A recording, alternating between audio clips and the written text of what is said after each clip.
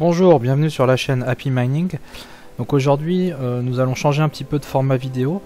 Donc ça va être un nouveau format que je vais essayer. Donc ça s'appelle Mining News. Donc ça va être des vidéos pour parler un peu de l'actualité sur le minage, l'arrivée de nouveaux modèles de cartes graphiques. Voilà, donc aujourd'hui on va voir des nouveaux modèles de cartes graphiques. La RTX 3050, la RX 6500 XT et la 3080 version 12 Go. Et avant de commencer à présenter ces nouvelles cartes, nous allons faire un petit tour du côté de la Russie. Donc vous avez dû voir qu'il y a eu un gros crash des cryptos ces dernières semaines, en partie aussi dû aux annonces qui ont été faites par la Banque centrale de Russie, qui ont annoncé qu'ils ont fait un rapport en fustigeant le minage des crypto-monnaies. Et pour eux, il faudrait en Russie interdire le minage et la possession de crypto-monnaies. Et donc là, ces derniers jours, il y a Vladimir Poutine qui est revenu un peu là-dessus et qui a annoncé qu'il appelait à un consensus plus large sur les crypto-monnaies en Russie. Il a tempéré un peu le message de la Banque centrale. Donc il a dit entre autres que en ce qui concerne les crypto-monnaies, la Banque centrale a sa propre position.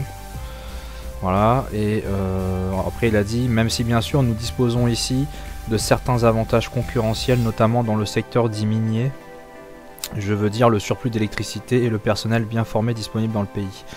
En effet, la Russie sont quand même a priori le troisième pays en termes de hash rate au monde. Alors peut-être qu'il y a certains pays de l'ex-URSS qui sont comptés dedans, comme le Kazakhstan. Donc à voir, mais voilà, donc ça tempère un peu les propos de la Banque centrale russe, donc ça c'est plutôt une bonne nouvelle. Voilà, donc on va passer maintenant à des tests de nouveaux modèles de cartes graphiques. Donc il y a eu tout d'abord la nouvelle 3050 RTX Nvidia 3050, donc une nouvelle entrée de gamme dans la série 3000.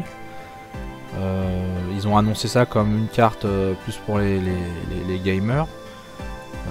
Ses caractéristiques en termes de performance de jeu sont pas très folichonnes, donc on voit dans les tests qui ont été faits qu'elle est annoncée comme une carte équivalente à une 1660 Ti, 1660 Super. Donc en termes de mining, on pourrait s'attendre à des performances comparables. Et donc j'ai regardé un petit peu les différents tests qui ont été faits dessus. C'est pas terrible, c'est même très décevant. Donc sur l'Ethereum, la carte elle tourne, même avec un overclocking, elle tourne à 14 MHz par seconde.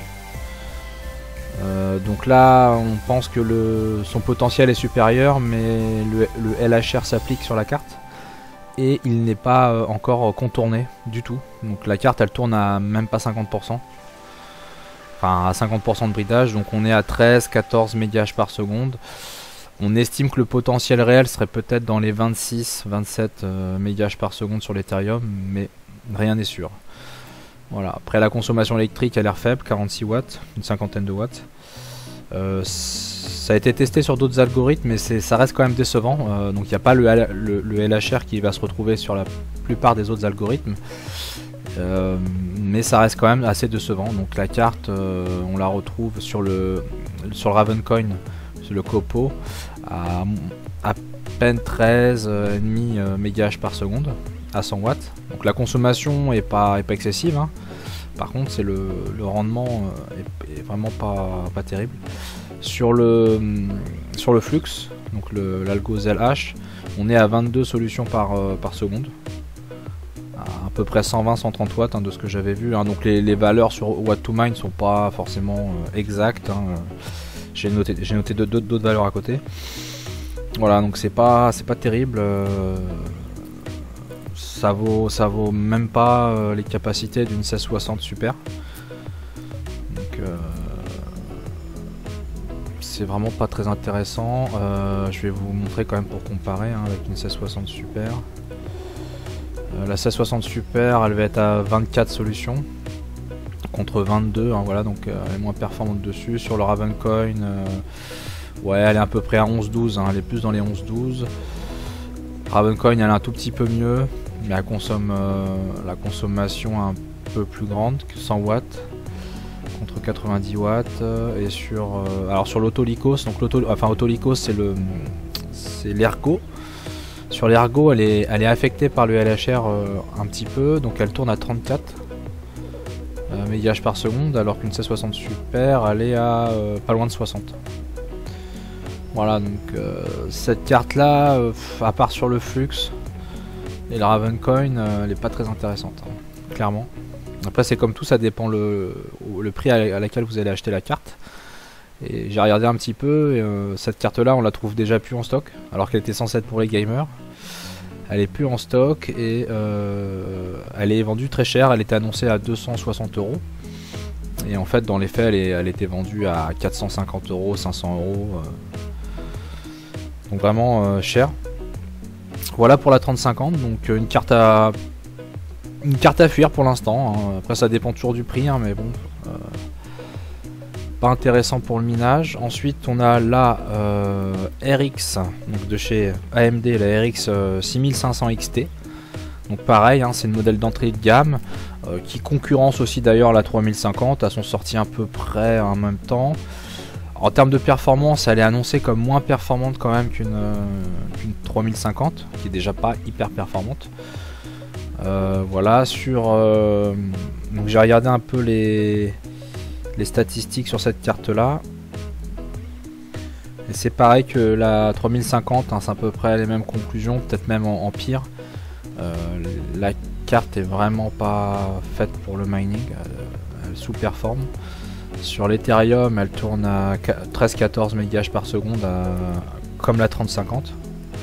Donc celle-là, pour le coup, elle n'a pas de LHR, mais elle tourne quand même à 13-14. Sur le Ravencoin, on est environ à 9 mégages par seconde. Donc c'était 14 sur la 3050. Sur le Flux, on est à même pas 10 sols par seconde. Alors ok, à 62 watts. Donc c'est pas... ça consomme pas beaucoup, mais ça produit vraiment pas assez de puissance sur le Flux. Et sur l'Ergo, on est à peu près 26 mégages par seconde. Alors ça reste des valeurs voilà, testées récemment. Peut-être qu'on pourra trouver un peu des meilleurs réglages. Mais bon, vraiment pas une carte intéressante pour le minage. Et enfin, donc il y a la 3080 version, la RTX 3080 version 12 Go qui est sortie. Donc actuellement on avait la version 10 Go. Donc ils ont rajouté 2 Go, mais pas que en fait. On peut voir que sur le tableau de comparatif qu'ils ont augmenté le nombre de CUDA core. Ils ont augmenté un peu le nombre de tensors. Le bus mémoire est un peu plus rapide aussi. Donc la bande passante de la mémoire aussi a été améliorée. Ils ont augmenté aussi la consommation de la carte, aussi a augmenté, du coup on passe à 350 watts au lieu de 320. Voilà, donc cette carte là on la trouve, j'ai regardé un peu les prix, on la trouve 200 € plus cher qu'une 3080 en moyenne de ce que j'ai vu, dans les 1600 €, 1700. Et en termes donc de minage, alors ce que j'ai noté sur cette carte là, donc en termes de minage, on est comparé à la 3080 10 Go en fait, donc sur l'Ethereum c'est décevant. Alors où est-ce que j'ai vu le résultat là-dessus? Alors c'est pas là, bon bref.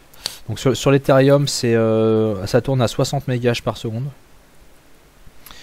Alors que la version 10 Go elle est à 75 à peu près. Donc bien sûr c'est des cartes LHR, elles sont censées tourner à une centaine de mégages par seconde. Il y a le débridage à 74%. Donc voilà, la 3080 normale, enfin la 3080 10 Go elle tourne à 75 mégages par seconde, et celle-là elle tourne qu'à 60. Donc on pense qu'elle a pas encore été débridée du tout. Donc elle aura un potentiel plus fort, mais à voir s'ils vont réussir à la débrider. Et ensuite sur tous les autres cryptos, donc où il n'y a pas vraiment d'histoire d'LHR, sur le Ravencoin, elle va tourner à 58 MHz par seconde à 360 watts. Sur l'Ergo, elle va tourner à peu près à 250 MHz par seconde à 215 watts. Et sur le Flux, ça va tourner à 80 sols par seconde à 253 watts. En conclusion, sur les autres algos, elle est plus performante que la version 10 Go, clairement, un petit peu plus. Par contre, elle a tendance à consommer plus. Donc au niveau efficacité, efficience, hash rate sur la consommation électrique, elle est pas meilleure que la 3090 Go. Voilà, donc ça va dépendre si vous payez ou pas l'électricité, ou à quel prix vous payez l'électricité. Elle pourrait peut-être être intéressante. Par contre, après, c'est le prix. Là, actuellement, elle est quand même plus chère que la version 10 Go. Voilà pour ces petites news et ces tests de cartes. Bah voilà, vous me direz si le format vous a plu, et je vais essayer d'en refaire d'autres prochainement, selon les actualités et les nouveautés. Voilà, à bientôt sur la chaîne Happy Mining. Salut!